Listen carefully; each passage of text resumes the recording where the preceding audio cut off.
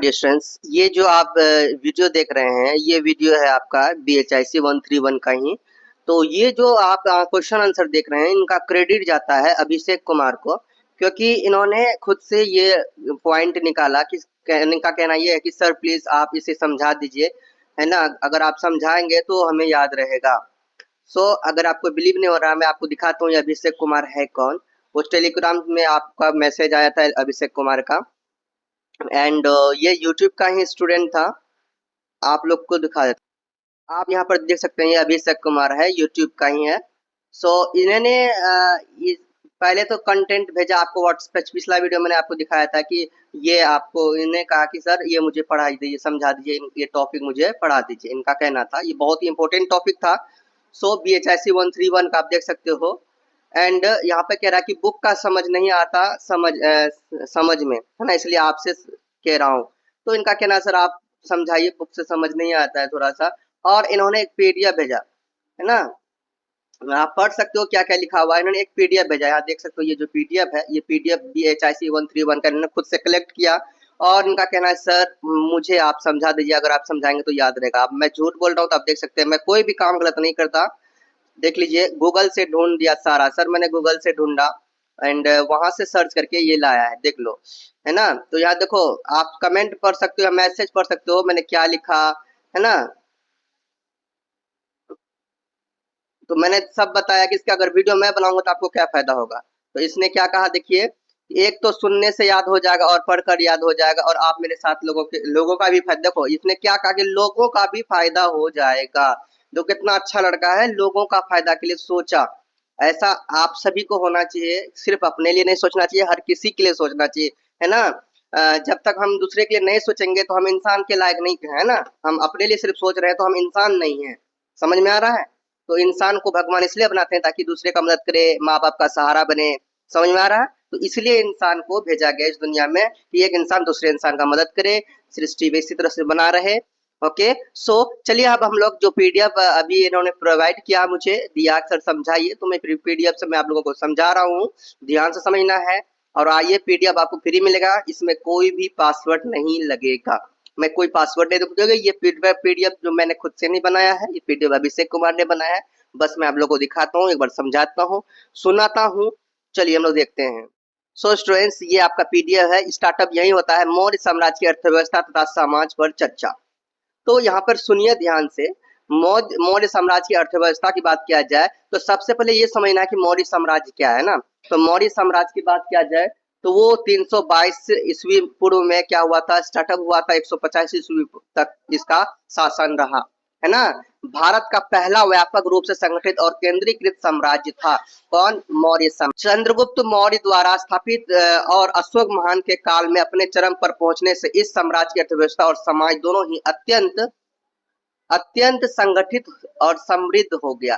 समझ में आ रहा है, अत्यंत संगठित और समृद्ध बन गया, मतलब बड़ा हो गया, है ना। बहुत ही विशाल बना ये राज्य, है ना। मौर्य साम्राज्य बहुत ही विशाल साम्राज्य बन गया। तो ये विशाल साम्राज्य बनाने के पीछे किसका हाथ है, सबसे पहला हाथ है चंद्रगुप्त मौर्य का। दूसरा जो सबसे बड़ा हाथ है वो है वो और वो है दूसरा अशोक सम्राट। अशोक सम्राट, ये दोनों ने मिलकर ये मौर्य साम्राज्य को बहुत आगे तक ले गया। समझ में आ गया है। तो ये अशोक सम्राट और चंद्रगुप्त मौर्य का ही ये पौत्र समझ लो, एक तरीके से आप समझ लो, ये पोता है ना। चंद्रगुप्त मौर्य का ही पोता था कौन, अशोक सम्राट। चंद्रगुप्त मौर्य और अशोक सम्राट दोनों मिलकर ये इस सृष्टि को आगे बढ़ाया। मतलब इस सृष्टि नहीं, मतलब समझ लो कि ये मौर्य साम्राज्य को बहुत आगे बढ़ाया। पहले तो चंद्रगुप्त बहुत मेहनत किया, उसके बाद अशोक सम्राट ने बहुत ही स्ट्रगल किया। ओके, अब हम लोग आगे बढ़ते हैं, है ना। आगे समझिए स्टूडेंट्स। चंद्रगुप्त मौर्य द्वारा स्थापित और अशोक महान काल में चरम पर पहुंचे इस साम्राज्य की अर्थव्यवस्था और समाज दोनों ही अत्यंत संगठित समृद्ध बने। आगे पढ़ते हैं, सुनिए। मौर्य साम्राज्य की जो अर्थव्यवस्था की बात किया जाए तो मौर्य काल की अर्थव्यवस्था कृषि, व्यापार और कर व्यवस्था और शिल्प पर क्या थी, आधारित थी। सही बात है। तो कृषि पर आधारित, क्या देखिए, कृषि की अगर बात किया जाए, अर्थव्यवस्था का मूल आधार थी कृषि थी। क्या थी, अर्थव्यवस्था का मूल आधार कृषि थी, है ना। अर्थव्यवस्था समझते हो, काम काज करने का, है ना, जिससे काम काज किया जाए, जिससे धन हो, है ना, घर की स्थिति सही हो, है ना, आर्थिक व्यवस्था सही हो। समझ में आ रहा है? दूसरा क्या है, भूमि राज्य की संपत्ति मानी जाती थी, किसान उससे लगान के रूप में कर देते थे। कर मतलब टैक्स, याद रखना। नेक्स्ट है, अर्थशास्त्र के अनुसार सिंचाई, बीज, हल, खाद इत्यादि राज्य ध्यान देता था। नेक्स्ट है आपका, किसानों से भूमि कर लगभग 1/4 से 1/6 उत्पादन, ये किसानों से ये कर लिया जाता था, वसूला जाता था। समझ में आ रहा है? ये कर वसूला जाता था, किसानों से कितना लिया जाता था? वो 1/4 से 1/6, है ना, लिया जाता था। मतलब समझ जाओ कि अगर एक खेत में, मतलब मान 1 एकड़ कर रहा है, 1 एकड़ में अगर उपजा रहे हैं तो 1 एकड़ का 1/4 भाग ले लिया जाता था, किससे? कर, किसानों से। 1/4 या 1/6 भाग, समझ में आ रहा है? तो ये ले लिया जाता था। आगे उद्योग और शिल्प की बात करते हैं हम लोग। उद्योग और शिल्प, तो इसमें बुनाई, धातु कार्य, कुम्हारी, आभूषण निर्माण, हथियार निर्माण आदि विकसित थे। शिल्पकार, शिल्पकार राज्य के अधीन काम करते थे। आगे है, अधीन काम करते थे, शिल्पकार राज्य के अधीन काम करते थे। कुछ शिल्प संधो, शिल्प समझते हो, जो हाथों से बनाया जाता था, शिल्प समझना, शिल्प वही कार्य होता है जो हाथों से कार्य करके, हाथों से बुनकर क्या करते थे? व्यापार चलाते थे, बिजनेस चलाते थे, है ना, व्यापार। दूसरा आता है यहाँ पे व्यापार। तो आंतरिक और बाह्य व्यापार बहुत उन्नत था। तो आंतरिक मतलब घर का, मतलब अपने देश का व्यापार, और बाहर का व्यापार मतलब कि विदेश का, दूसरे देशों का व्यापार, ये उन्नत था, बहुत ही अधिक हो रहा था उस समय में। ताम्र, लोहा, मसाले, हाथी दांत, कपड़ा आदि वस्तुओं का व्यापार भी होता था। अगला है, शिल्प रूट और समुद्री मार्गों से पश्चिमी एशिया, मिस्र और यूनान तक व्यापार होता था, है ना। व्यापार कर लगाया जाता था, नगरों में व्यापारी समुदायों को प्रभाव था। तीसरा घ नंबर में आपका, नेक्स्ट है आपका स्टूडेंट्स, घ नंबर, मुद्रा और कर व्यवस्था। तो मुद्रा के रूप में पन किसको कहा था? चांदी को, सिक्के को पन कहा जाता था, ठीक है। तो ये बहुत ज्यादा चलन में था उस समय, बहुत ज्यादा ये चलता था। और राज्य आय का मुख्य स्रोत कर था भूमि का कर, है ना, भूमि कर, व्यापार कर, पशु कर, है ना। तो जिस तरह से अभी टैक्स नहीं, जीएसटी अभी नहीं लेते हैं, जीएसटी गुड सर्विस टैक्स, अभी जिस तरह से लिया जाता है इंडिया में, देख सकते हो ना।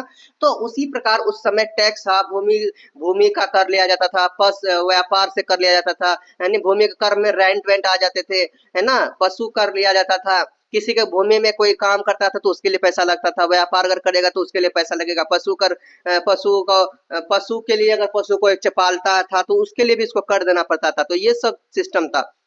एंड राजा के अधीन वित्त मंत्री यानी समाहर्ता, समाहर्ता, है ना, समाहर्ता आर्थिक व्यवस्था का संचालन करता था। तो ये सब आप लोग देखिए।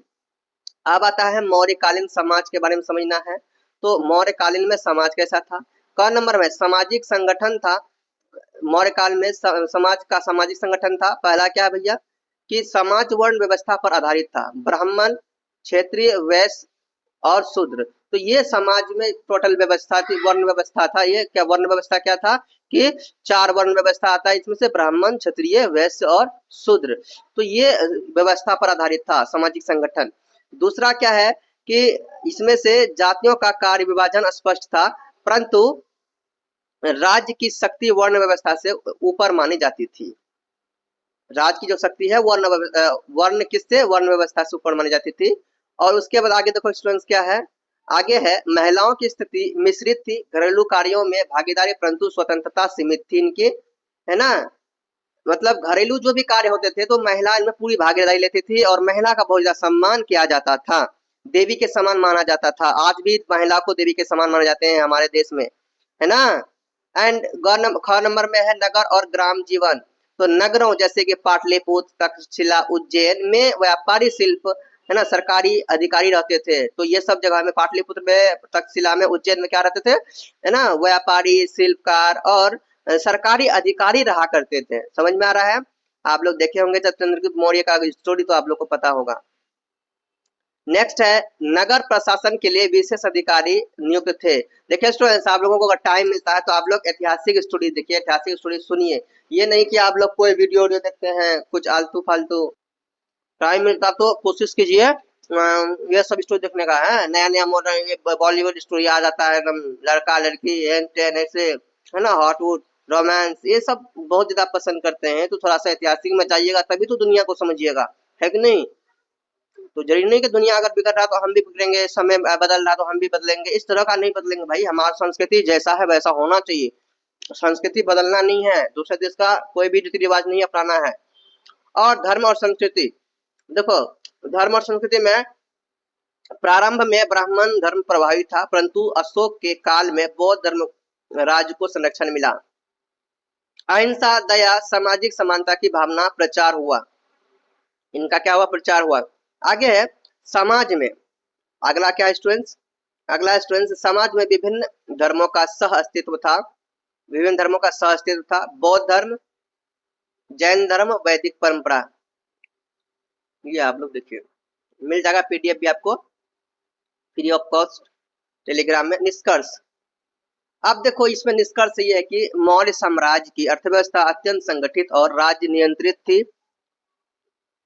ओह माय गॉड, प्रीति का good morning, okay good morning. Maurya साम्राज्य की अर्थव्यवस्था अत्यंत संगठित और राज्य नियंत्रित थी, जो कृषि, व्यापार और कर प्रणाली पर आधारित थी। समाज वर्ण व्यवस्था पर आधारित था, परंतु इसमें विकासशील शहरी जीवन, धार्मिक सहिष्णुता और सांस्कृतिक विविधता की झलक मिलती है। अशोक के शासनकाल में धर्म का सामाजिक जीवन पर प्रभाव अधिक स्पष्ट रूप से दिखाई देता है।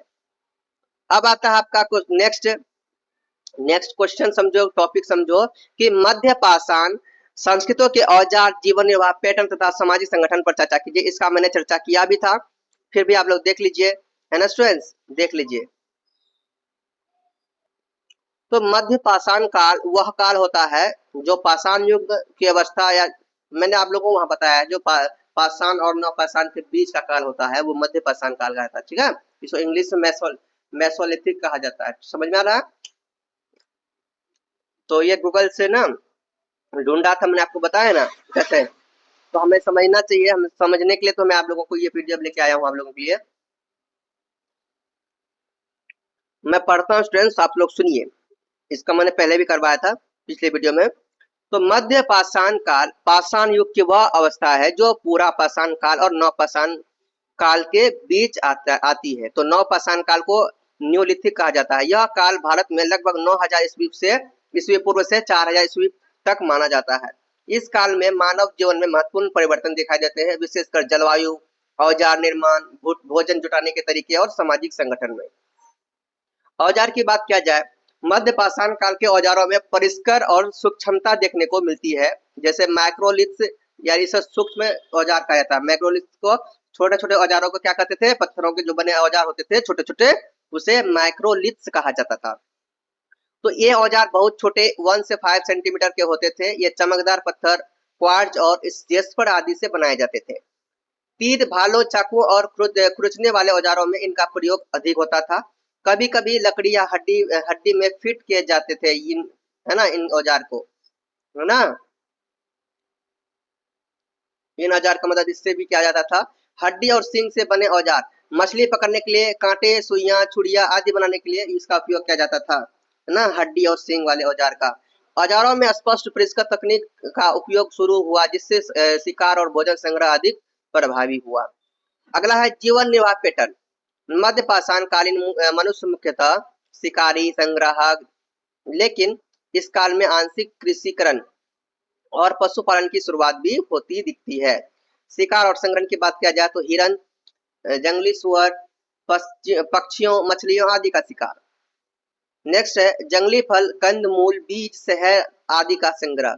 तीसरा, स्त्रियों और बच्चे भी भोजन संग्रहण में भाग लेते थे। यह है।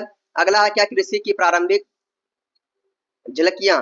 कुछ स्थलों में जैसे कि आदमगढ़, बगोर, लंघनाज में अन्न के दानों के अवशेष मिले हैं जो कृषि की शुरुआत को दर्शाते हैं। तो इन सब जगहों में ये चीज मिले हैं, ये अवशेष मिले, सोच सकते हो।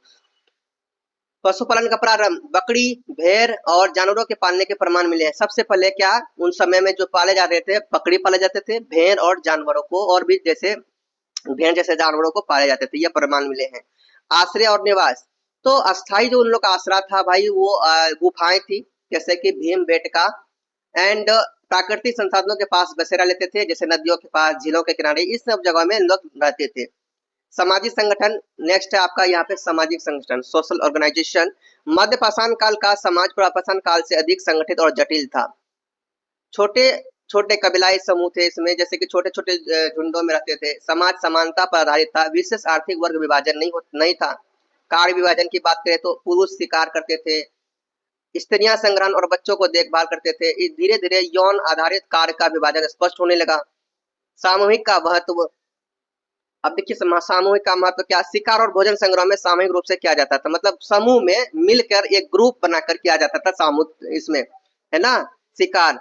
और भोजन का जो सामूहिक वितरण होता, जब भोजन का जो वितरण होता था, बांटा जाता था, तो वो समूह में बांटा जाता था, ग्रुप में बांटा जाता था। धार्मिक और सांस्कृतिक झलकियां, तो भीम बेटका जैसी जगहों पर, है ना, भीम बेटका जैसी जगहों पर भित्ति चित्र मिले हैं, जैसे शिकार, नृत्य और दैनिक जीवन के चित्र, ये सब जगह उन्हें वहां पे मिले हैं। मृतकों को विशेष रीति से दफनाने की परंपरा प्रारंभ हुई। इससे मृतकों के प्रति भावना और संभवतः पुनर्जन्म या आत्मा की अवधारणा का संकेत मिलता है। निष्कर्ष यह है कि मध्य पाषाण काल संक्रमण काल था, जहां मानव जीवन शिकारी संग्रहण से कृषक पशुपालक जीवन की ओर अग्रसर हुआ। इस काल के औजार सूक्ष्म और प्रभावी हो गए। जीवन निर्वाह में विविधता और आई समाज में सामूहिकता एंड कार्य विभाजन और सांस्कृतिक चेतना की शुरुआत हुई, जो आगे चलकर नौ पाषाण समाज की नींव बनी। ये आपका निष्कर्ष था। तो आप लोग एग्जाम में जो निष्कर्ष लिखेंगे, तो ये आपने जो पढ़ा है उन्हीं के बारे में इसको निष्कर्ष आपको समझ सेट करना है, उन्हीं के बारे में मिला जुला के बोल देना। तो बहुत इजी है भैया, मैं आप लोगों को एक वीडियो में बनाया था कि बड़ा बड़ा आंसर एग्जाम में कैसे लिखे, ठीक है, बड़े बड़े। चलो अब नेक्स्ट टॉपिक आपका जाता है कि जो हड़प्पा सभ्यता है, ये क्वेश्चन समझ लो कि हड़प्पा सभ्यता के पतन के क्या कारण है। मैंने पिछले जो वीडियो में इसका क्वेश्चन आंसर करवाया था। तो हड़प्पा सभ्यता के पतन के कारण, हड़प्पा सभ्यता सिंधु घाटी सभ्यता जो लगभग 2600 ईस्वी पूर्व से 1900 ईस्वी पूर्व तक अपने उत्कर्ष पर थी, एक अत्यंत विकसित नगरीय सभ्यता थी। इसका पतन लगभग 1900 ईस्वी पूर्व के बाद आरंभ हो गया था, एंड 1700 ईस्वी पूर्व तक अधिकांश नगर उजड़ चुके थे हड़प्पा सभ्यता की। समझ में आ रहा है? इस पतन के कई संभावित कारण माने जाते हैं, कुछ प्राकृतिक आपदाएं, कुछ मानव जनित। तो मैंने आप लोगों को भी बताया था मुख्य पतन क्या है, कारण के, इनके मुख्य पतन क्या है, इनके कारण के, कारण कहते हैं ये नष्ट होने के, अंत होने के। हड़प्पा सभ्यता के मुख्य कारण क्या है अंत होने का? देखो प्राकृतिक कारण भी है ना, प्राकृतिक भी कारण है भैया अंत, ये इनका अंत होने का, पतन होने का। जैसे नदी मार्गों से परिवर्तन, कैसे यहाँ पर क्या हुआ था, देखो प्राकृतिक कारण में है, देखो इसमें जैसे कि यहाँ पर देखो घग्गर हकरा नदी जिसे सरस्वती से जोड़ा जाता है को सुखाना या दिशा बदलना एक बड़ा कारण माना जाता है। आगे है सिंधु और उसकी सहायक नदियों के मार्गों में परिवर्तन से जल स्रोत समाप्त हो गए और कृषि प्रभावित हो गई थी। इसलिए भयंकर बाढ़ आया था प्राकृतिक के तरीके से, तो प्राकृतिक आपदा उसके बहुत बहुत सता रहे थे, प्राकृतिक ना बहुत सता रहे थे। मोहनजोदड़ो में बार बार आई बाढ़ों के प्रमाण मिले हैं, कई परतों में मिट्टी का जमा परत मिले हैं। इस घरों का विनाश और नगरों का परित्याग हुआ, मतलब कि बार बार बाढ़ आने लगे थे, तो इसी वजह से लोगों ने सोचा भैया अब यहाँ पे नहीं रहा जाएगा, अब ये नहीं हो पाएगा, बार बार आ रहा है तो हम लोग इस तरह से नहीं हो रह पाएंगे, इसलिए छोड़ भी दिया। कुछ लोग वहां पे बाढ़ पे मर भी गए, है ना, प्राकृतिक आपदा से बहुत लोग मारे गए। अगला है ग नंबर, सूखा और जलवायु परिवर्तन। लगभग 2000 ईस्वी पूर्व के आसपास क्षेत्र में शुष्कता बढ़ी, मानसून कमजोर होने से कृषि क्या हो गई थी, प्रभावित हो गई थी। आर्थिक कारण, दूसरा है आर्थिक कारण, कृषि संकट, सिंचाई के अभाव में कृषि उत्पादन जो घट गया, कृषि मतलब कि जब सूखा पड़ा या सिंचाई के अभाव में जब सिंचाई नहीं हो पा रहा था, तो इसी वजह से उत्पादन घट गया। और जब उत्पादन ही नहीं रहेगा, जब खाना ही नहीं रहेगा तो खाएंगे क्या, है ना। नेक्स्ट है व्यापार में गिरावट होगी, जब उत्पादन ही नहीं होगा तो व्यापार क्या होगा भैया, नहीं होगा ना, है। सो व्यापार में गिरावट आई। इनमें से मेसोपोटामिया से सुमेर जैसे व्यापार धीरे धीरे कम हुआ, जिससे अर्थव्यवस्था कमजोर पड़ने लगी। नगर व्यवस्था का विघटन, नगरों की योजना और सफाई व्यवस्था में गिरावट के संकेत हैं, जो प्रशासनिक कमजोरी का संकेत है देते हैं। नेक्स्ट आपका आता है स्टूडेंट्स संकेत, सामाजिक और सांस्कृतिक कारण। इसमें देखिए, एक रूप संस्कृति का विघटन, हड़प्पा सभ्यता के अंतिम चरण में स्थानीय विविधता में वृद्धि दिखाई देती है। संकेत है कि केंद्रीकृत नियंत्रण खत्म हो गया था। शिल्प और लेखन प्रणाली का लोप, अंतिम चरण में लेखन मोहरे और मानकीकृत ईंटों का प्रयोग कम हो गया। गहर बाहरी आक्रमण क्या, क्वेश्चन नंबर 4 देखो, टॉपिक इसमें कारण नंबर 4, बाहरी आक्रमण क्या हुआ था। विवादास्पद सिद्धांत, जैसे आर्य आक्रमण सिद्धांत, अब कम मान्यता प्राप्त है, जैसे कि आर्य का आक्रमण हो गया था वहां पे, समझ में आ गया है क्या। पहले यह माना गया था कि मध्य एशिया से आए आर्यों ने हड़प्पा को नष्ट कर दिया, हड़प्पा पे आक्रमण किया और उसे बर्बाद कर दिया। कुछ कंकाल बिखरे हुए पाए गए थे जिन्हें हिंसात्मक मृत्यु का प्रमाण माना गया है, लेकिन अब यह सिद्धांत विवादास्पद है। नई पुरातात्विक खोजों से यह इसे पुष्टि नहीं करती है, पुष्टि नहीं की गई अभी तक। क्या कारण था, सही जानकारी अभी तक नहीं मिल पाया है, कुछ अवशेष से ही पता लोग लगा के बता रहे हैं। महामारी के रोग हो गए थे वहां पे, महामारी और रोग, जैसे कुछ विद्वानों ने यह भी अनुमान लगाया है कि नगरों में गंदगी और जल जमाव के कारण महामारी फैल गई है ना, और जिससे जनसंख्या में भारी गिरावट होगी, महामारी बीमारी होने लगे, बीमारी से लोग मरने लगे। निष्कर्ष आप देखो, हड़प्पा सभ्यता के पतन का जो निष्कर्ष आप लिखेंगे, निष्कर्ष क्या आपने जो पढ़ा उसी के बारे में लिख देना है। तो हड़प्पा सभ्यता का पतन एक धीमी बहु कारणीय प्रक्रिया थी। इसमें प्राकृतिक आपदाएं, जलवायु परिवर्तन, आर्थिक संकट और सांस्कृतिक विघटन ने महत्वपूर्ण भूमिका निभाई है ना। और आर्य आक्रमण जैसे सिद्धांतों को अब बहुत कम मान्यता मिलती है। सभ्यता का पतन अचानक ही नहीं बल्कि क्रमिक रूप से हुआ और इसके बाद उत्तर भारत में नव संस्कृतियां उभरने लगी।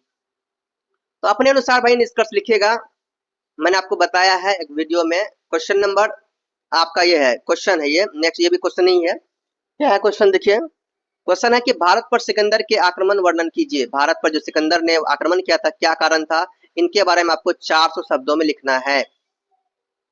भारत पर आक्रमण,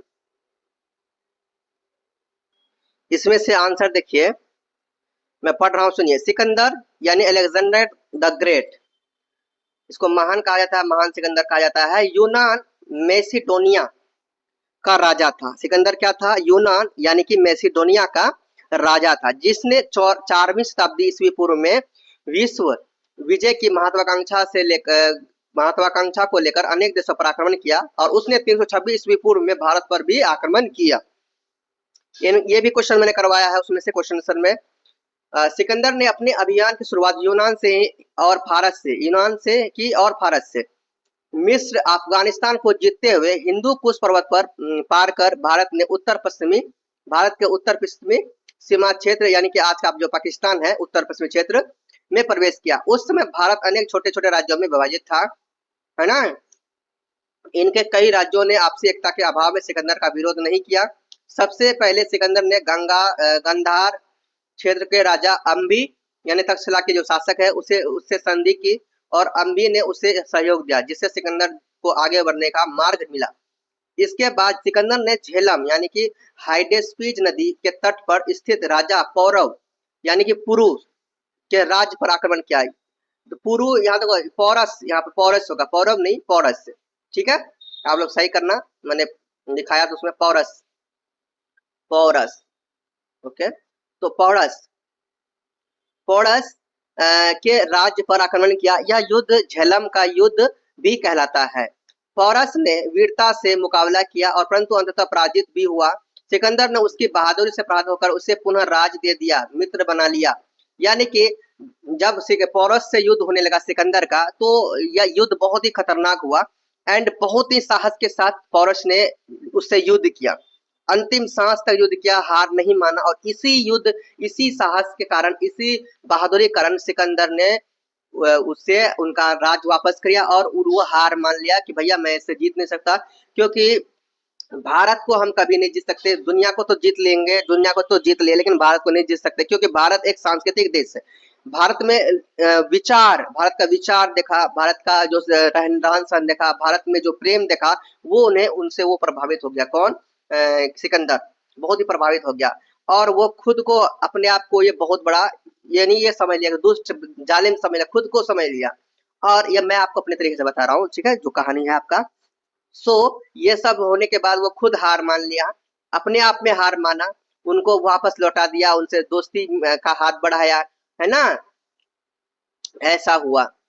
समझ में आ गया? सब कुछ जो डरा के नफरत से नहीं जीती जाती है भैया, जंग तो प्रेम से जीती जाती है। समझ में आ गया? तो इसीलिए किसी से लड़ाई झगड़ा नहीं करना चाहिए, हमेशा प्रेम से। देखो कोई भी काम आप प्रेम से करते हैं ना, वो काम बहुत आसानी से हो जाता है। अगर किसी से जबरदस्ती करते हैं, ये चाहिए हमको, वो चाहिए, ये दो वो दो, मार पीट के, तो आपको मिल तो जाएगा, कभी शांति आपको नहीं मिलेगा, कभी सेटिस्फेक्शन नहीं मिलेगा। और प्रेम से जो काम संभव हो जाए, जो काम प्रेम से हो जाए, यानी कि शाम के जरिए जो काम हो जाए, शाम के जरिए जो काम हो जाए, वही काम शांति का होता है, वही काम प्रेम का होता है। समझ गया? तो वो उस काम से क्या मिलता है? सेटिस्फेक्शन मिलता है। चलो, हाँ, अब देखो आगे है क्या। उसके यहाँ पे मैं पढ़ रहा हूँ आगे। इसके बाद सिकंदर व्यास नदी तक पहुंचा और आगे बढ़ना चाहता था, लेकिन उसके थके हुए और युद्ध युद्ध से अब उब चुके थे वो ने आगे बढ़ने से इनकार कर दिया, इसलिए वह वहीं से लौट गया। सिकंदर ने लौटते समय सतलज और सिंधु नदी के मार्ग से होते हुए मलव और क्षुद्रक जातियों का भी दमन किया। उसने अपने राज्य को व्यवस्थित करने के लिए अनेक स्थानों पर यूनानी सेनापति नियुक्त किए और कुछ नगरों की स्थापना भी किया। 323 ईस्वी पूर्व में लौटते समय बाबुल में उसकी मृत्यु हो गई। बीमार पड़ गए थे, सोच में पड़ गए थे कि मैंने ये क्या किया, मैं दुनिया को क्यों बर्बाद किया, मैंने क्यों सबको मारा इतना, है ना, मैंने ऐसा अत्याचार क्यों किया, अपने आप में सोचते रहा और इसी सोच के कारण वो सदमे में पहुंच गया और वो अपने देह को छोड़ दिया, मैंने उसकी मृत्यु हो गई। भारत और यूनान के बीच सांस्कृतिक संपर्क बढ़े। यूनानी लेखकों जैसे कि एरियन, स्ट्रेबो ने भारत के बारे में महत्वपूर्ण जानकारी दी। और तीन नंबर पॉइंट है इसमें। भारतीय राजनीति में परिवर्तन की भूमिका बनी। सिकंदर के जाने के बाद उसकी नियुक्त सेनाएं कमजोर पड़ी, जिससे चंद्रगुप्त मौर्य का सत्ता में आने का अवसर मिल गया। 4 नंबर स्टेप है इसमें, पश्चिमी एशिया के व्यापारिक मार्ग भारत के लिए भी खुल गए। आगे है निष्कर्ष, इसमें क्या लिखेंगे आप अपने, तो जो अपने अनुसार लिखिएगा निष्कर्ष। सिकंदर का भारत पर आक्रमण सीमित क्षेत्र तक ही रहा, परंतु इसके दुर्गामी प्रभाव पड़े। उसने पहली बार भारत को पश्चिमी दुनिया से जोड़ा और मौर्य साम्राज्य के उदय के मार्ग प्रशस्त हुए। यह आक्रमण भारत के इतिहास के में महत्वपूर्ण आक्रमण था। दक्कन, आप देखो यहाँ पे दक्कन नहीं दक्कन होगा, ठीक है, दक्कन, ढक्कन नहीं है भैया, दक्कन है ये, ठीक है, आप लोग सही करना, ये हो जाता है थोड़ा सा, दक्कन ऐसे होगा, दक्कन, ठीक है। तो दक्कन और तमिलहम, तो दक्कन और तमिलहम में प्रारंभिक राज्य निर्माण पर एक लेख लिखिए 400 शब्दों में। चलो, दक्कन और तमिलहम में प्रारंभिक राज्य निर्माण। प्राचीन भारत में दक्कन यानी दक्षिण भारत का मध्य भाग और तमिलहम आधुनिक तमिलनाडु और केरल जो तमिलहम जो है वो आज का आधुनिक जो अभी के समय में जो तमिलनाडु आप सुनते हैं नाम, केरल का नाम सुनते हैं, तो ये दोनों एक ही था, क्या था? तमिलहम में प्रारंभिक राज्य का निर्माण की प्रक्रिया उत्तर भारत से कुछ भिन्न थी, किंतु यह समान रूप से महत्वपूर्ण और समृद्ध थी। यह प्रक्रिया लगभग लगभग ईसा पूर्व 6वीं पूर्व शताब्दी से ईसा के आरंभिक शताब्दियों तक विकसित रहा। दक्कन में प्रारंभिक राज्य निर्माण। दक्कन क्षेत्र में प्रारंभिक जनजातीय संगठन धीरे धीरे राज्य के रूप में परिवर्तित हुए। यहाँ की उपजाऊ भूमि, जल स्रोत और लौह संसाधनों ने राजनीतिक सत्ता के विकास में योगदान दिया। जनजाति प्रमुख की शक्ति में वृद्धि, जो बाद में राजा के रूप में प्रतिष्ठित हुए। सातवाहन मैंने ये सब भी करवाया है अच्छा से, पिछले में वीडियो में भी समझाया है। सातवाहन वंश आया, है ना, तमिलहम में, इसमें दक्कन में क्या है? सातवाहन वंश 1 शताब्दी ईस्वी पूर्व से 2 शताब्दी ईस्वी पर तक इसका ये था। दक्कन क्षेत्र का प्रमुख राज्य था जिसकी राजधानी प्रतिष्ठानी आधुनिक पैटर्न में थी। सातवाहनों ने राजनीतिक प्रशासन कर व्यवस्था और सैन्य संगठन का विकास किया। ये राज्य और व्यापार पर आधारित थे, खासकर रोम और दक्षिण भारत के बीच व्यापार में सातवाहनों की अहम भूमिका है। तमिलहम में प्रारंभिक राज्य। तो तमिलहम में 3 राज्य उभरे, चैर, चोल और पांड्य, जिन्हें मूवर या 3 राजवंश कहा गया। इन राज्यों का उल्लेख संगम साहित्य में भी मिलता है, जो तमिल भाषा के में रचित प्राचीन साहित्य है ना। संगम क्या एक साहित्य है जो प्राचीन साहित्य है। और चेरों का जो राज्य केरल चेरों का राज्य केरल के पश्चिमी घाट में था। पांड्य मुदेर के आसपास और चोल उरैयूर तथा कावेरी डेल्टा में स्थापित थे। इन राज्यों में कृषि, समुद्री व्यापार और शिल्प मुख्य आधार थी। संगम काल में नायक वैलीर और कनिकगढ़ जैसे संविधाओं के बीच सत्ता संघर्ष देखा गया, परंतु समय के साथ संगठित राजतंत्र का विकास भी हुआ। विशेषताएं देखिए, इन क्षेत्रों में स्थानीय सामाजिक संरचनाओं जैसे कुल, जनजाति और ग्राम प्रमुखों की भूमिका महत्वपूर्ण रही। राज्य निर्माण की प्रक्रिया में धार्मिक संरचनाओं जैसे मंदिरों और पुरोहित वर्ग की भूमिका बढ़ी। व्यापारिक संबंधों जैसे विशेष रोमन साम्राज्य के साथ ने आर्थिक समृद्धि को बढ़ाया, जिससे राजसत्ता को बल मिला।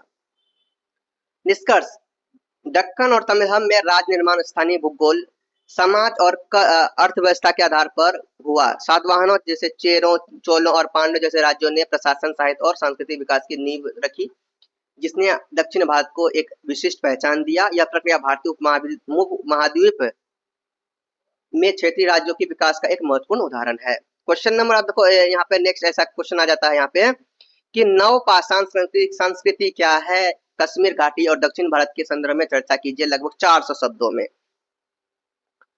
तो देखिए, नवपाषाण संस्कृति कश्मीर घाटी और दक्षिण भारत के संदर्भ में लगभग 400 शब्दों में। यहाँ पे देखो परिचय क्या है।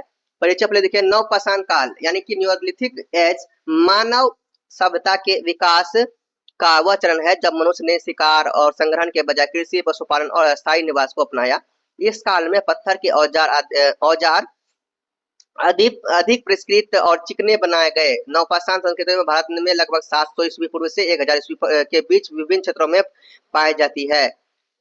नवपाषाण संस्कृति कब की कह रही है? 7000 ईस्वी पूर्व से 1000 ईस्वी पूर्व के बीच विभिन्न क्षेत्रों में पाई जाती है। कश्मीर घाटी और दक्षिण भारत नवपाषाण संस्कृति के विकास के दो प्रमुख क्षेत्र भी थे। ठीक है, अब देखो कश्मीर घाटी में नवपाषाण संस्कृति क्या है। तो कश्मीर घाटी में नवपाषाण संस्कृति की खोज बुरजहाम, गुफकरल आदि स्थलों से हुई है। यह क्षेत्र ठंडा और परिवर्ती होते हुए नवपाषाण गतिविधियों का एक प्रमुख केंद्र था। बुरजहाम, इसका अर्थ है कि शंखों का स्थान, जहां यहाँ 2 चरणों की संस्कृति पाई गई। प्रारंभिक चरण में लोग गड्ढों वाले मकानों में रहते थे। बाद के चरण में वो मिट्टी पत्थर के घरों में बसने लगे। जीवन निर्वाह की बात किया जाए तो इस युग की लोग कृषि और पशुपालन पर निर्भर थे। उन्होंने गेहूं और जौ की खेती की और कुत्ते, भेड़, बकरी भी पाले। शिकार की बात किया जाए तो शिकार भी आजीविका का एक स्रोत था। औजार, पत्थर के धारदार औजार, हड्डी के तीर, भालों के सिरे मिले हैं। सांस्कृतिक विशेषताएं की बात किया जाए तो मकानों के पास कुत्तों और मनुष्यों को एक साथ दफनाने की परंपरा मिलती है। जहां कुत्ते को दफना जाए वहां पे इंसान को भी, बताओ कितना प्रेम था जानवरों से। अभी भी है ना, लेकिन अभी भाई कुछ क्या बताएं, छोड़ो। चित्रित मिट्टी के बर्तन और हड्डियों की वस्तुएं मिलती है। दक्षिण भारत में नवपाषाण संस्कृति, दक्षिण भारत में के आंध्र प्रदेश, कर्नाटक और तमिलनाडु में नवपाषाण संस्कृति के कई स्थल मिले हैं, जैसे ब्रह्मगिरी, हल्लूर, पीकलीहल, तेकलकोटा आदि। निवास, लोग अस्थायी झोपड़ियां में रहते थे और गांवों का निर्माण हुआ था।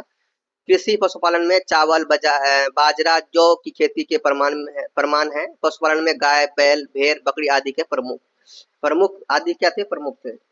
औजार की बात किया जाए तो अधिकतर औजार पत्थर के होते थे, कुल्हाड़ी, दराती आदि। कुछ जगहों पर धातु के प्रारंभिक प्रयोग के प्रमाण भी मिले हैं। अन्य विशेषता यह है कि ग्रेनाइट के पत्थर से बने औजार, कुछ स्थलों पर मेगालिथिक पूर्व स्मारक संरचनाएं भी देखी गई।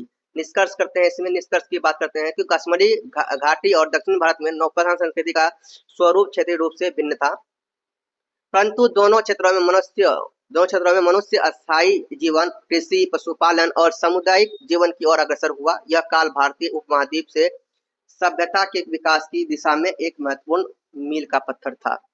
उत्तर वैदिक राज्य व्यवस्था और समाज की मुख्य विशेषताओं का वर्णन कीजिए। तो ये क्वेश्चन नेक्स्ट आपका आ जाता है स्टूडेंट्स। ये क्वेश्चन क्या आता है? नेक्स्ट क्वेश्चन आपका आता है। ठीक है, तो उत्तर वैदिक राज्य व्यवस्था और समाज की मुख्य विशेषताओं का वर्णन कीजिए। उत्तर वैदिक राज्य व्यवस्था समाज की मुख्य विशेषताएं। परिचय, उत्तर वैदिक काल 1000 ईस्वी पूर्व से 600 ईस्वी पूर्व ऋग वैदिक काल के पश्चात का समय है। इस समय में वैदिक संस्कृति पंजाब के गंगा यमुना के मैदानों की ओर फैल गई। इस काल की जानकारी मुख्यतः यजुर्वेद, सामवेद, अथर्ववेद, ब्राह्मण ग्रंथ, आरण्यक और उपनिषदों से मिलती है। उत्तर वैदिक काल में राज्य व्यवस्था और समाज दोनों में महत्वपूर्ण परिवर्तन हुए। उत्तर वैदिक राज्य व्यवस्था की विशेषताएं: राज्य सत्ता का सुदृढ़ीकरण। ऋग्वैदिक काल की जनजातीय राजनीतिक प्रणाली अब एक संगठित राजतंत्र में बदलने लगी। राजा अब केवल युद्ध का नेता न होकर प्रशासक और संग्राहक भी बन गया था। राज्य का स्वरूप: ख नंबर में देखिए, राज्य अब अस्थायी भूभाग और सीमाओं के साथ संगठित इकाई बन चुका था। प्रमुख राज्यों में कौशल, काशी, विदेह, कुरु, पंचाल आदि प्रमुख थे। ये क्वेश्चन मैंने उसमें प्रीवियस क्वेश्चन यानी कि जो वीडियो बनाया था ना उसमें भी करवाया है, तो आप लोग देखिएगा जरूर। ग नंबर, राजा का अभिषेक राजसूय, अश्वमेध और वाजपेय जैसे यज्ञों के माध्यम से राजा की धार्मिक व्यवस्था को प्रभावित किया जाता था। घ नंबर, अधिकार और कर व्यवस्था। राजा बलि यानी कर वसूलता था, उसके पास दंड देने, युद्ध छेड़ने और भूमि वितरण का भी अधिकार था।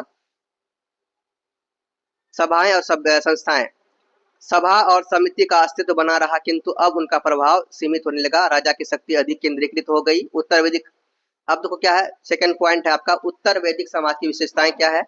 तो वर्ण व्यवस्था का विकास, जैसे कि वर्ण व्यवस्था में कठोर होती, वर्ण व्यवस्था क्या होती थी, कठोर होती थी, है ना। ब्राह्मण वर्ण व्यवस्था, यहाँ पर क्या हुआ है भाई, वर्ण व्यवस्था कंफ्यूज नहीं होना। ब्राह्मण, क्षत्रिय, वैश्य और शूद्र वर्ण, 4 वर्ण व्यवस्था है ना, 4 वर्ण है, ये सब याद रखिएगा। 4 वर्णों में सामाजिक विभाजन स्थिर हुआ। ब्राह्मणों की स्थिति सर्वोच्च हो गई और शूद्रों की सामाजिक स्थिति नीची मानी गई।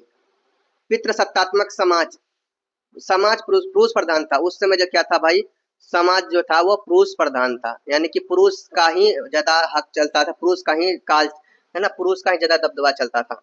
स्त्रियों की स्वतंत्रता में गिरावट आई, तो यानी स्त्रियां जिस तरह से खुल के रहते थे, है ना, उसे किसी बात का डर नहीं था, तो यहाँ पे आजाद घूमते थे, तो उसकी स्वतंत्रता में भी गिरावट आई। उन्हें यज्ञ आदि धार्मिक कार्यों से दूर किया गया। किसे, स्त्रियों को उस समय दूर किया गया यह करने से, और बहुत सारे धार्मिक कार्य करने से उसे दूर किया गया। शिक्षा और ज्ञान की बात किया जाए, ग नंबर, गुरुकुल प्रणाली क्या हुई, विकसित हुई। उपनिषदों में दर्शन और ब्राह्मण पर विशेष बल दिया गया। धार्मिक जीवन की अगर बात किया जाए, यज्ञ और कर्मकांड बढ़ गए, अनेक देवताओं की पूजा होने लगी, जैसे कि इंद्र, अग्नि, वरुण, सोम आदि। साथ ही उपनिषदों में ज्ञान, आत्मा और ब्रह्म की अवधारणाओं पर जोर बढ़ा। आर्थिक जीवन की बात करें, कृषि मुख्य आधार बनी रही। लोहा अब उपयोग में आने लगा, जिससे कृषि और युद्ध तकनीक में सुधार हुआ। व्यापार और नगरों की शुरुआत हुई। अब निष्कर्ष इसमें क्या है कि उत्तर वैदिक काल में राज सत्ता सुदृढ़ और केंद्रीकृत होती गई। समाज में वर्ण व्यवस्था और धार्मिक कर्मकांडों का प्रभाव बढ़ा। यह काल भारतीय सभ्यता के विकास की दृष्टि से अत्यंत महत्वपूर्ण रहा, जिसने आगे चलकर महाजनपदों और धार्मिक सुधारों आंदोलनों जैसे कि बौद्ध व जैन धर्म के लिए भूमि तैयार की। ये हो गया। अब नेक्स्ट क्वेश्चन आपका आता है स्टूडेंट्स, ये क्वेश्चन ही समझ लो। प्राचीन भारतीय इतिहास के पूर्ण निर्माण में प्रयोग किए जाने वाले पुरातात्विक स्रोतों पर चर्चा कीजिए। प्राचीन भारतीय इतिहास के निर्माण में प्रयोग किए जाने वाले पुरातात्विक स्रोत, परिचय इसमें देखिए। प्राचीन भारतीय इतिहास के अध्ययन में विभिन्न प्रकार के स्रोतों का उपयोग किया जाता है। इनमें पुरातात्विक स्रोत यानी कि आर्कियोलॉजिकल सोर्सेस एक अत्यंत महत्वपूर्ण भूमिका निभाते हैं। ये स्रोत हमें उन युगों की जानकारी प्रदान करते हैं जहां लिखित अभिलेखों या साहित्यिक स्रोतों का अभाव होता है। पुरातत्व स्रोत भौतिक अवशेषों के माध्यम से अतीत को समझने का सशक्त माध्यम है। स्थापत्य अवशेष, देखो यहाँ पे मंदिर, स्तूप, महल, दुर्ग, सभागार आदि जैसे स्थायी संरचनाएं। उदाहरण, सांची का स्तूप, अशोक के स्तंभ और बाड़ा का अशोक स्तंभ, नालंदा विश्वविद्यालय के खंडगर आदि। आगे है, ये स्थापत्य सामाजिक, धार्मिक और राजनीतिक जीवन को समझने में सहायक है। मुद्रा की बात करें, सेकंड पॉइंट मुद्रा आता है। सिक्के प्राचीन भारत की आर्थिक स्थिति, राजनीतिक अधिकार, धर्म और व्यापारिक संबंधों को जानकारी देते हैं। उदाहरण की बात किया जाए तो पंचमार्क सिक्के, मौर्य, शक, कुषाण, गुप्त वंश के सिक्के मिले। सोने चांदी तांबे और शीशे के सिक्के विभिन्न कालों में प्रचलित थे। उस समय बहुत सारे कालों में सोने के सिक्के चलते थे, चांदी के चले, तांबे के और शीशे के भी सिक्के चलाए गए, सोच सकते हैं। लेख की बात किया जाए, शिलालेख, ताम्रपत्र, स्तंभ लेख, गुफा लेख आदि, इनमें राजाओं के आदेश, दान, विजय विवरण आदि अंकित होते हैं। उदाहरण की बात किया जाए, अशोक के शिलालेख व स्तंभ लेख, हाथी गुफा लेख जैसे खारवेल, अलाहाबाद प्रशस्ति, समुद्र गुप्त, तो ये सब आपको यहाँ पर देखने को मिल रहा है। तो इसको आप लोगों को पीडीएफ पे भी देखना है, पीडीएफ मिल जाएगा, इसका पीडीएफ फ्री। मिट्टी के बर्तन और वस्तुएं, हड़प्पा सभ्यता, महाजन पद काल, मेगालिथिक संस्कृति आदि में पाए गए बर्तन, औजार, आभूषण आदि, ये दैनिक जीवन, तकनीकी कौशल और संस्कृति जीवन का एक चित्र प्रस्तुत करते हैं। चित्रकला और मूर्ति कला की बात करें तो 5 स्टेप, इसमें 5 पॉइंट है। इसमें गुफा चित्र, मूर्तियां और शिल्प कला आदि मिली। उदाहरण की बात करें तो भीमबेटका का गुफा चित्र, सांची, अमरावती और अजंता की मूर्तियां व चित्र मिले। इनमें धार्मिक विश्वासों, जीवन शैली, वस्त्राभूषण आदि का पता चलता है। कब्र और समाधियां, तो यहाँ पे दफनाने की जो विधियां है वो मानव, पशु अवशेष, समाधि पत्थर आदि, जैसे मेहरगढ़, बुरजहाम, दक्षिण भारत की मेगालिथिक कब्रें। निष्कर्ष इसमें देखो, प्राचीन भारतीय इतिहास के पुनर्निर्माण में पुरातात्विक स्रोतों की भूमिका अत्यंत महत्वपूर्ण है। ये स्रोत न केवल लिखित स्रोतों की पुष्टि करते हैं, बल्कि कई बार नई नई जानकारियां प्रदान करके इतिहास को विस्तृत और प्रमाणिक बनाते हैं। पुरातत्व विज्ञान के विकास के साथ इन स्रोतों का महत्व और भी अधिक बढ़ गया। चलो ये क्वेश्चन कंप्लीट होता है। अब नेक्स्ट क्वेश्चन क्या है आपका? नेक्स्ट प्रश्न है आपका स्टूडेंट्स, आरंभिक वैदिक अर्थव्यवस्था और समाज की प्रमुख विशेषताएं क्या है? लगभग 400 शब्दों में बताना है इसमें भी, ठीक है। तो यहाँ पर 4 लिखा गया है, तो यहाँ पे 400 छूट गया है, यहाँ पे 4 लिखा गया, थोड़ा सही कर समझ लीजिएगा, 400 है। आरंभिक वैदिक अर्थव्यवस्था और समाज की प्रमुख विशेषताएं लगभग 400 शब्दों में। परिचय देखिए, आरंभिक वैदिक काल 1500 ईस्वी पूर्व से 1000 ईस्वी की जानकारी मुख्यतः ऋग्वेद से मिलती है। इस काल में आर्य भारत के उत्तर पश्चिमी भाग, सिंधु व सरस्वती क्षेत्र में बसे हुए थे। उनकी अर्थव्यवस्था और समाज तत्कालीन जीवन, आस्था और संरचना का प्रतिबिंब प्रस्तुत करते हैं।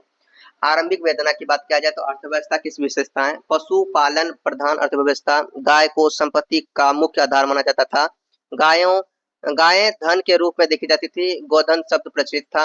अश्व यानी घोड़े और रथ युद्ध व यज्ञ में महत्वपूर्ण थे। कृषि का प्रारंभिक विकास ख नंबर में है। कृषि धीरे धीरे उभर रही थी। यव यानी जौ और धान यानी अन्न का उल्लेख मिलता है। हल चलाने और सिंचाई के कुछ संकेत मिलते हैं। लौह ग नंबर, लौह का नहीं बल्कि ताम्र का, कांस्य का उपयोग। इस काल में लौह का प्रयोग नहीं था। औजार तांबे और पत्थर के होते थे। विनिमय प्रणाली, मुद्रा का उपयोग नहीं था। विनिमय या बार्टर प्रणाली प्रचलित थी। गायों उपहारों और अनाज के माध्यम से लेन देन होते थे। उद्योग और शिल्प, बुनाई, कुम्हारी, रथ निर्माण, आभूषण निर्माण जैसे शिल्प विकसित थे। उस समय में शिल्पकारों को विशिष्ट सामाजिक स्थान प्राप्त नहीं था। आरंभिक वैदिक काल की विशेषताएं की अगर बात किया जाए, क नंबर में जनजाति सामाजिक संरचना, समाज जन आधारित था, जैसे भरत, कुरु और आदि। और राजा जनजाति का नेता होता था। राजा क्या होता था? जनजाति का नेता होता था। ना कि पूर्ण सम्राट होता था। राजा क्या होता था? जनजाति का नेता भी होता था ना उस समय, और खुद को पूर्ण सम्राट ही नहीं मानता था भैया। राजा प्रजा के लिए पूरा ध्यान रखता था, सोचता था प्रजा के बारे में। ख नंबर में इसका पॉइंट देखिए, सामाजिक समानता की प्रवृत्ति थी। वर्ण व्यवस्था प्रारंभिक अवस्था में थी। ब्राह्मण, क्षत्रिय, वैश्य, शूद्र का क्रम मौजूद था, पर कठोर नहीं। सामाजिक गतिशीलता संभव थी। ग नंबर, पितृसत्तात्मक परिवार का मुखिया पुरुष होता था, गृहपति से कहा जाता था। संयुक्त परिवार की परंपरा थी। उसमें स्त्रियों की स्थिति, स्त्रियों को क्या मिलता था? सम्मान मिलता था। वे शिक्षा, यज्ञ और सामाजिक जीवन में भाग लेती थी। उस समय गार्गी, लोपामुद्रा जैसी विदुषियां है ना, विदुषियां प्रसिद्ध थी। धार्मिक जीवन की बात करें तो प्रकृति देवताओं की पूजा होती थी, इंद्र, अग्नि, वरुण और सूर्य आदि की। यज्ञ और मंत्रों का महत्व था, मूर्ति पूजा की नहीं। यज्ञ और मंत्रों की बहुत ज्यादा महत्व था उस समय, मूर्ति और पूजा की नहीं, है ना। निष्कर्ष की बात करें, आरंभिक वैदिक काल का समाज अर्थव्यवस्था तुलनात्मक रूप से सरल, सामूहिक और प्रकृति के निकट थे। यह काल सामाजिक और आर्थिक विकास की प्रारंभिक अवस्था को दर्शाता है, जो उत्तर वैदिक काल के आरंभ अधिक संगठित और वर्गीकृत हो गया। अब देखो नेक्स्ट है स्टूडेंट्स, नेक्स्ट ये क्वेश्चन समझो, साम्राज्य की अवधारणा क्या है? क्या मौर्यों ने एक साम्राज्य का निर्माण किया? तो इनका भी मैंने स्टूडेंट्स करवाया क्वेश्चन आंसर, तो पिछला वीडियो में आप लोग देखे नहीं है तो देखिएगा जरूर। साम्राज्य की अवधारणा और मौर्य साम्राज्य का मूल्यांकन। साम्राज्य एक ऐसी राजनीतिक व्यवस्था है जिसमें एक शक्तिशाली शासक वर्ग कई भौगोलिक क्षेत्र, जातियों और जन समूहों पर केंद्रीकृत सत्ता के माध्यम से शासन करता है। साम्राज्य राष्ट्र राज्य से बड़ा और अधिक विविधतापूर्ण होता है।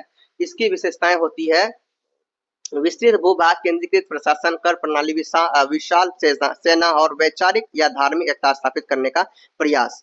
साम्राज्य की प्रमुख विशेषता क्या? देखो नंबर 1 में है एक केंद्रीय सत्ता जो विभिन्न क्षेत्रों पर नियंत्रण रखे। दूसरा क्या था विशेषता की प्रशासनिक विकेंद्रीकरण, विभिन्न प्रांतों का नियंत्रण एक मुख्य सत्ता द्वारा। विस्तृत सेना और कर प्रणाली। चौथा विशेषता यह है कि सांस्कृतिक और धार्मिक एकीकरण के प्रयास करते थे। पांचवा विशेषता क्या है? राजकीय नौकरशाही का प्रयास। क्या मौर्यों ने साम्राज्य का निर्माण किया? ये क्वेश्चन था ना। नेक्स्ट तो मौर्य वंश की बात करते हैं तो 322 ईस्वी से 150 ईस्वी तक का इसका शासन चला था। तो भारत का पहला ऐतिहासिक रूप से प्रमाणित और व्यापक साम्राज्य था, जिसकी स्थापना चंद्रगुप्त मौर्य ने ही किया था। विस्तार अशोक के काल में ज्यादा हुआ। ठीक है, तो मौर्य भौगोलिक विस्तार की बात किया जाए तो मौर्य साम्राज्य लगभग पूरे उत्तरी भारत, अफगानिस्तान, बलूचिस्तान और दक्षिण कर्नाटक तक फैला था। अशोक के काल में यह लगभग पूरे भारतीय उपमहाद्वीप सम्मिलित करता था। प्रशासनिक संरचना की बात करें तो केंद्र में सम्राट तथा प्रांतों में कुमारों और महामात्रों, है ना, महामाध्यों ऐसे होगा, की नियुक्ति की जाती थी। एंड अर्थ महामाध्य वही होते थे ना जो गुरु होते थे, जो पढ़ाते थे, है ना, शिक्षा देते थे। तो वही अर्थशास्त्र चाणक्य द्वारा रचित और अशोक के शिलालेख एक संग्रहित प्रशासनिक प्रणाली को दर्शाते थे। राजस्व और कर प्रणाली, भूमि कर जैसे भू राजस्व, व्यापार कर और अन्य उपकार वसूले जाते थे। कर संग्रह की प्रक्रिया व्यवस्थित थी। सेना और जासूसी व्यवस्था, विशाल सेना थी, हाथी, घोड़े और रथ शामिल थे। एक शक्तिशाली जासूसी गुप्तचर भी था। धार्मिक नीति और वैचारिक एकता, अशोक ने बौद्ध धर्म के माध्यम से नैतिक शासन की स्थापना का प्रयास किया। धर्म के प्रचारकों को श्रीलंका, मध्य एशिया और यूनानी क्षेत्रों तक भेजा गया। निष्कर्ष देखो क्या है, मौर्य वंश ने भारत में साम्राज्य निर्माण की अवधारणा को मूर्त रूप दिया। चंद्रगुप्त के विजयों, बिंदुसार के विस्तार, बिंदुसार कौन थे? चंद्रगुप्त के बेटा, चंद्रगुप्त मौर्य का बेटा था बिंदुसार, और बिंदुसार का बेटा था अशोक सम्राट। ठीक है, तो ये सब याद रखिएगा। धर्म आधारित शासन में मौर्य साम्राज्य को न केवल भौगोलिक दृष्टि से विशाल बनाया बल्कि प्रशासनिक और वैचारिक रूप से एकीकृत किया। अतः मौर्य शासन को भारत का पहला वास्तविक साम्राज्य भी कहा जाता है। स्टूडेंट्स ये हो गया। अब देखो ये क्वेश्चन है आपका, नेक्स्ट क्वेश्चन है मध्य पाषाण संस्कृति पर टिप्पणी लिखिए 200 शब्दों में। आप टिप्पणी वाला क्वेश्चन है ये।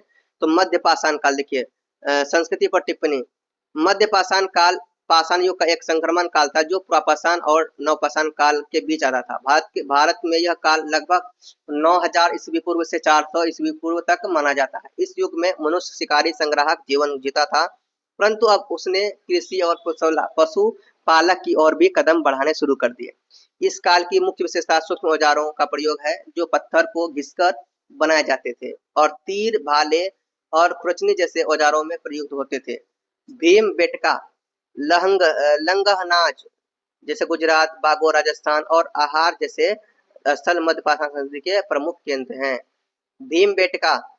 भीमबेटका की गुफाओं में मिले चित्र उस समय के मानव की कलात्मक समझ और सामाजिक जीवन का प्रमाण देते हैं। इस युग में भोजन संग्रहण के साथ साथ मृत भांड और अस्थायी निवास की शुरुआत के भी 2 संकेत मिलते हैं। संक्षेप में मध्य पाषाण संस्कृति एक ऐसा युग था जिसमें मानव धीरे धीरे शिकारी जीवन से निकलकर कृषि, कला और बसाव की दिशा में आगे बढ़ने लगा, जिससे नवपाषाण युग का नींव पड़ा। अगला देखिए प्रारंभिक हड़प्पा संस्कृति पर क्या करना है भैया।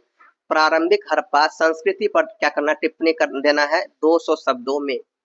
प्रारंभिक हड़प्पा संस्कृति पर टिप्पणी देखिए।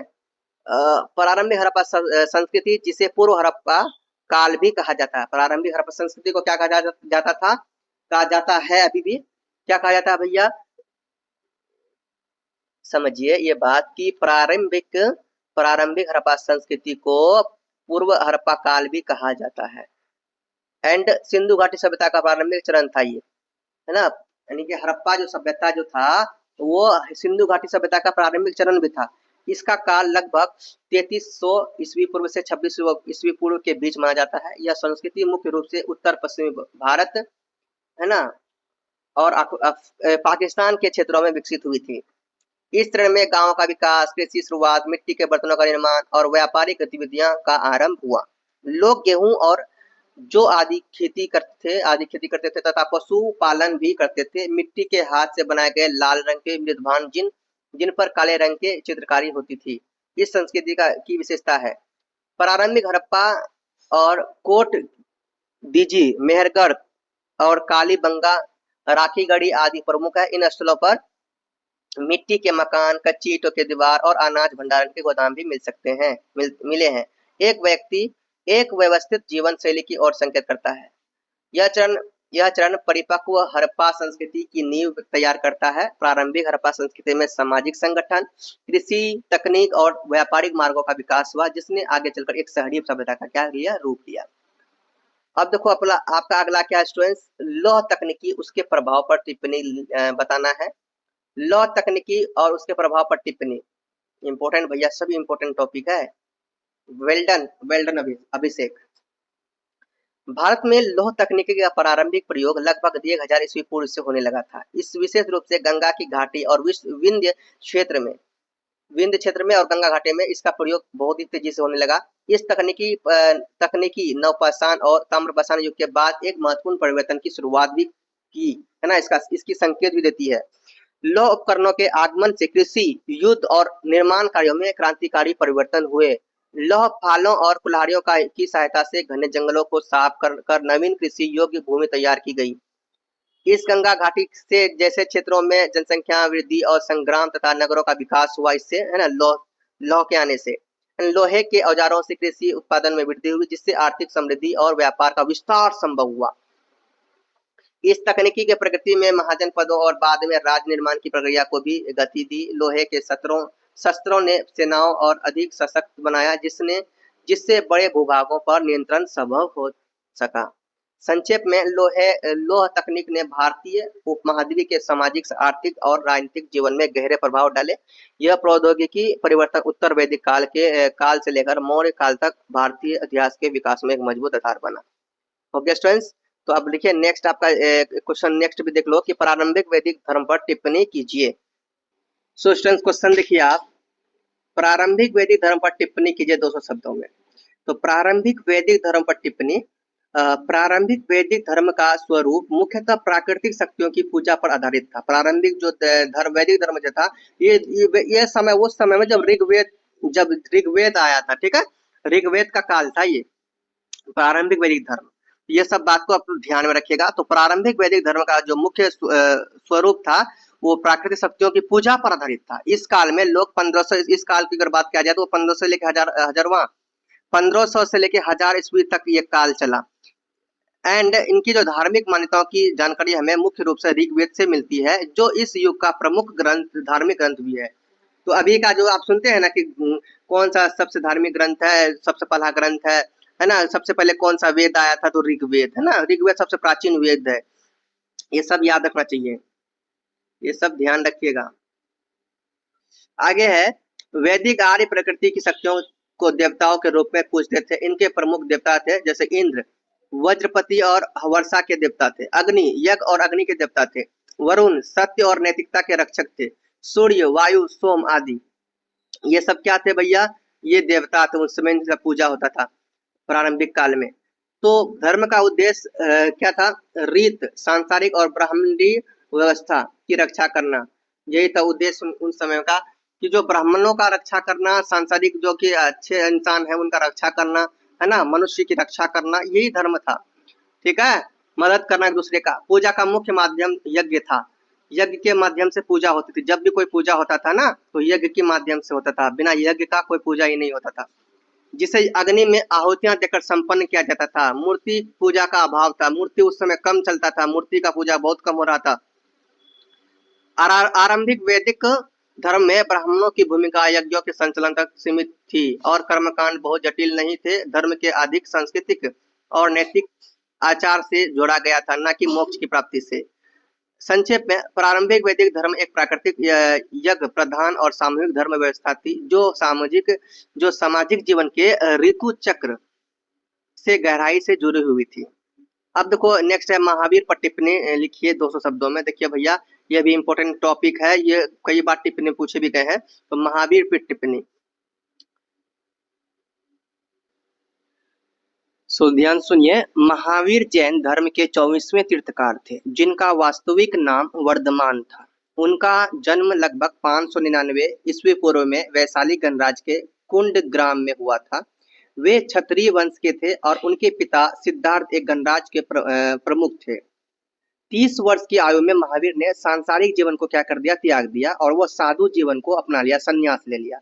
एंड 12 वर्षों की कठोर तपस्या के बाद उन्हें कैवल्य ज्ञान यानी सर्वज्ञता की प्राप्ति हुई।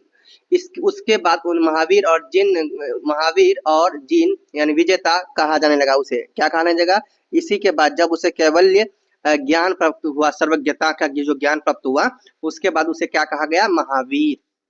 उसके बाद उसका नाम पड़ा महावीर और विजेता यानी जिन, इस नाम से पुकारे जाने लगा। महावीर ने अहिंसा, सत्य और असत्य, ब्रह्मचार्य और अपरिग्रह को अपने धर्म के 5 प्रमुख सिद्धांतों के रूप में प्रतिपादन किया। ये पहले भी मैंने मतलब पिछले वीडियो में भी करवाया था, तो आप लोग जरूर देखिएगा। उन्होंने जाति, वर्ग और लिंग भेद को नकारते हुए सभी के लिए मोक्ष का मार्ग प्रशस्त किया। वे आत्मा की शुद्धि और कर्मों से नियुक्ति को जीवन का लक्ष्य मानते थे। महावीर ने प्राकृतिक भाषा में उपदेश दिए ताकि आमजन भी उन्हें समझ सके। उनका अनुयायी समाज में 2 भागों में बटा, श्रव यानी गृहस्थ और श्रवण साधु साध्वी। संक्षेप में महावीर ने एक साधना, नैतिकता और आत्म संयम पर आधारित धार्मिक आंदोलन का नेतृत्व किया जिसने भारतीय धार्मिक विचारधारा को गहराई से प्रभावित किया।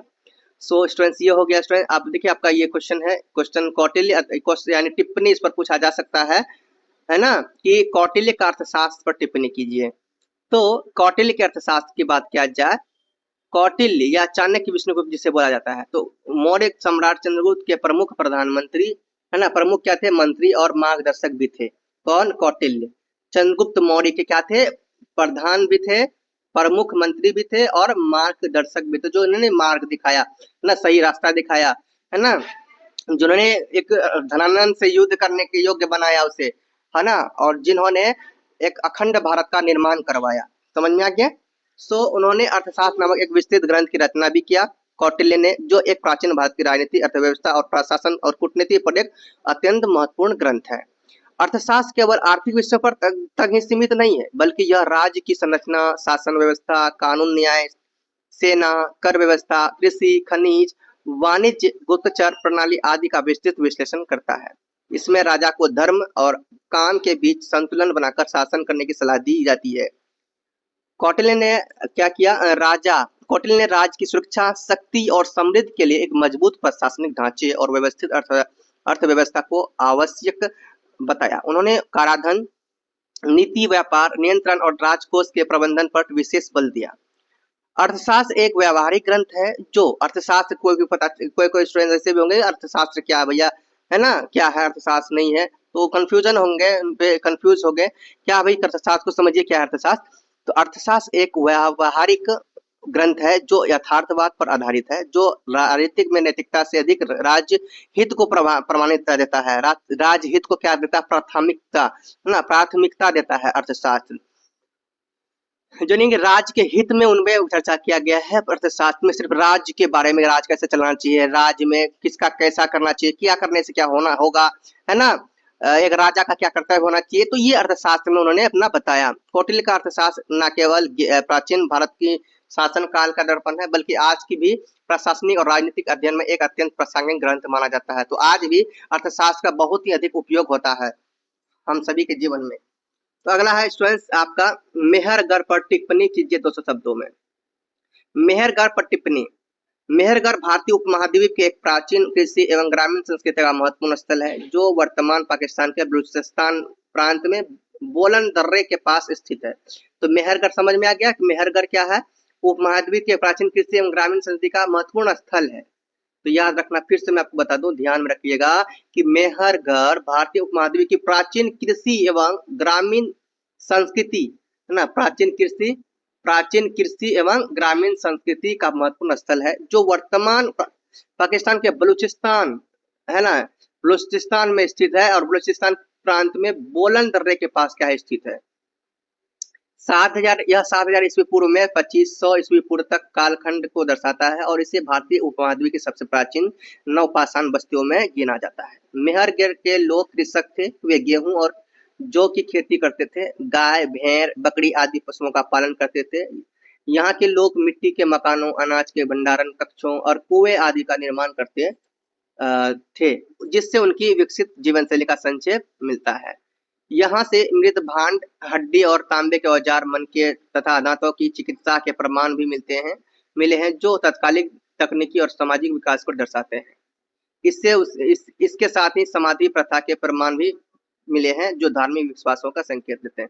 संक्षेप में क्या है स्टूडेंट्स, देखो संक्षेप में भारतीय उपमहाद्वीप की सभ्यता की प्रारंभिक नींव है, जिसने आगे चलकर हड़प्पा जैसी शहरी सभ्यता के विकास के लिए मार्ग प्रशस्त किया और स्थल भारत के प्राचीन कृषि समाज और तकनीकी प्रगति का महत्वपूर्ण स्रोत है। अब देखिए स्टूडेंट्स, आपका लास्ट समझो ये क्या है, मोहनजोदड़ो का विशाल स्थान कंड या ग्रेट बांध जिसे बोला जाता है, वो क्या है, इसके बारे में बताना है। तो भैया मोहनजोदड़ो का स्नानागार, देखिए मैंने भी पिछले वीडियो में बताया था, यह स्थान कंड को हम लोग स्नानागार माना है। ये स्नानागार है, स्थान कंड नहीं समझना, स्नानागार, ठीक है। स्नानागार अगर क्वेश्चन आ भी जाता है तो स्नानागार समझना है, ठीक है। स्थान कंड क्या समझेगा, स्नानागार समझना। तो मोहनजोदड़ो का विशाल स्नानागार है ना, या ग्रेट बांध पर टिप्पणी। मोहनजोदड़ो जो सिंधु घाटी सभ्यता 2600 ईस्वी से 1900 ईस्वी पूर्व का एक प्रमुख नगर था, वहां स्थित विशाल स्नानागार उस सभ्यता की उन्नत नगर योजना और सामाजिक सांस्कृतिक जीवन का प्रतीक है।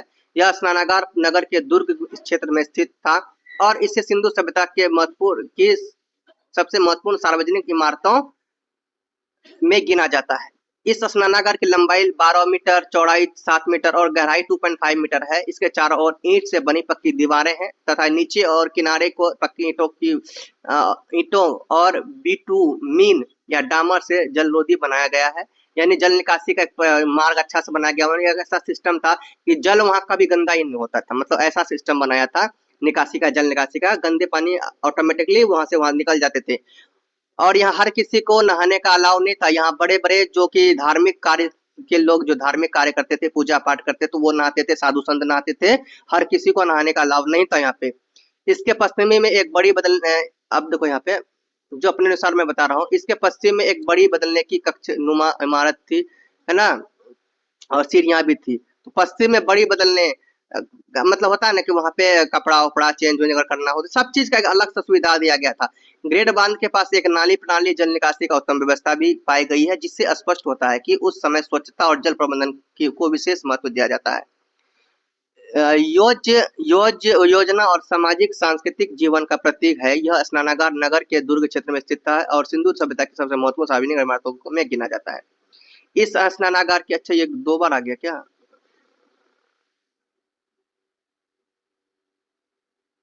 ग्रेट बांध के पास एक नाली प्रणाली और जल निकासी का उत्तम व्यवस्था पाई गई है, जिससे स्पष्ट होता है कि उस समय स्वच्छता और जल प्रबंधन को विशेष महत्व दिया जाता था।